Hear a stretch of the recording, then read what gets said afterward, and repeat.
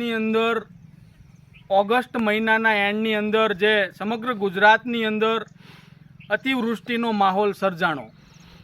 આ અતિવૃષ્ટિના લીધે ગુજરાતના ખેડૂતને પૈડા ઉપર પાટું, લાખો કરોડો રૂપિયાનો ખર્ચ કરી અને ખેતીની અંદર મોંઘા બિયારણ, ખાતર, દવા નાખ્યું, પરંતુ આ અતિવૃષ્ટિના લીધે હાલ અત્યારે કપાસ, મગફળી, મરચી જેવા પાકને અતિવૃષ્ટિના લીધે સુકારો લાગ્યો છે.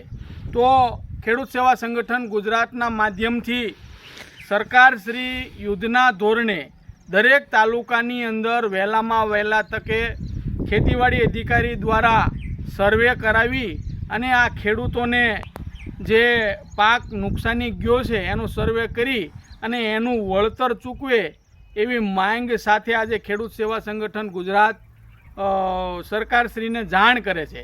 આ આગામી દિવસોની અંદર ખેડૂતોને અતિવૃષ્ટિના લીધે મોટા પ્રમાણમાં નુકસાન ગયું છે. હાલ અત્યારે 2 દિવસથી તડકાનું વાતાવરણ છે. હજી ખેડૂતને જેમ જેમ વરાપ નીકળશે એમ આ સુકારો વધુ દેખાય છે એવી ભીતિ છે.